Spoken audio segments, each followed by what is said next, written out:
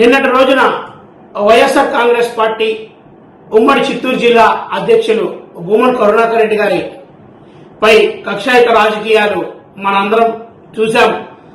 అదేవిధంగా ఏదైతే తిరుపతిలో కొత్త ఇన్ఛార్జ్ అయినటువంటి జేబీ శ్రీనివాస్ తన ఆగడాలను తను చేస్తున్నటువంటి భూ కబ్జాలను కరుణాకర్ రెడ్డి గారు మరియు భూమన అభినయ్ రెడ్డి గారు ఎత్తి చూపించడంలో భాగంగా వాళ్ళని ఏ విధంగా మనము అంచే ప్రయత్నం చేయాలని చెప్పి ఏదైతే తనపల్లి దగ్గర వాళ్ళ స్థలాన్ని ఎంఆర్ఓలు కలెక్టర్లు ఆదేశాలతో చేయించి వాళ్ళ గోడని కూల్చే ప్రయత్నం చేశారు. అయ్యా జేబీ శ్రీనివాస్, మొన్నటి రోజున మీ పైన ఏదైతే చంద్రగిరి మండలానికి చెందిన ఒక సర్పంచ్ భార్య ప్రెస్ మీట్ పెట్టి నీ పైన ఆమె చంపి గుంతలేసి దాన్ని గురి చేయండి అన్న ప్రస్తావన మన తిరుపతి ప్రజలందరూ కూడా చూసినారు. మీరు ఇటువంటి సాంప్రదాయాన్ని ఎంకరేజ్ చేయాలనుకుంటే వైఎస్ఆర్ కాంగ్రెస్ పార్టీ దీన్ని ఊరుకోదు. నీవు ఇటువంటి దాడులు ఎన్ని చేసినా ఎన్ని చేయించినా భూమన కరుణాకర్ రెడ్డి గారు నిన్ను ప్రశ్నించేది వీరరు. నిన్ను వెంటాడుతూనే ఉండి నువ్వు చేసే తప్పులను ఎత్తు చూపుతూనే ఉంటాం. మళ్లీ చెప్తున్నాం, అయ్యా జేబీ శ్రీనివాస్, చట్టం ఎవరి చుట్టం కాదు, చట్టం అందరికీ సమానమే. దీన్ని తెలుసుకొని నువ్వు రాజకీయాలు చేస్తే బాగుంటుందని చెప్పి తెలియజేస్తున్నాం. అదేవిధంగా చంద్రగిరి మండలం హెరిటేజ్ కంపెనీ సంబంధించినటువంటి 173 సర్వే నెంబర్లో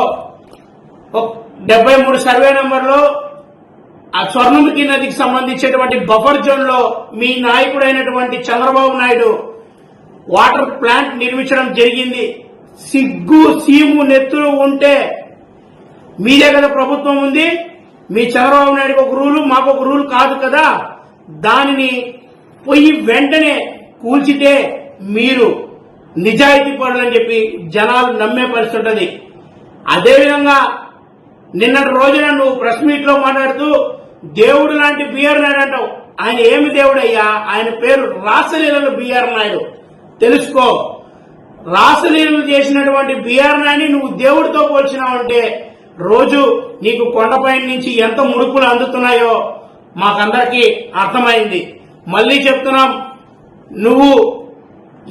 నీకు ఇన్ఛార్జ్ పదవి ఇచ్చినారు, నీ వల్ల అయితే ప్రజలకు సేవలు చేయి. కానీ నువ్వు రౌడీయిజం చేసి చలామణి చేయాలంటే మాకు కూడా ఒక రోజు వస్తుంది.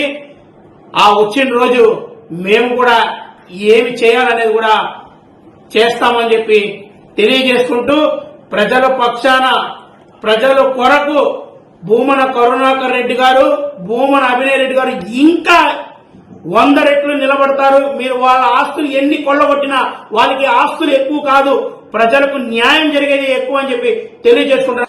అదేవిధంగా మీరు ప్రెస్ మీట్ పెట్టే ముందు మనం ఏం సబ్జెక్టులు మాట్లాడుతున్నాము అని తెలుసుకొని కూడా మాట్లాడాల్సి ఉంటుంది. అది ఏమిటంటే, మీరు నిన్నటి రోజున ఏదైతే తిరుమల నడకదారిన 7వ మైల దగ్గర ఉన్నటువంటి ఆంజనేయ స్వామి విగ్రహాన్ని దొంగిలిచ్చినారు.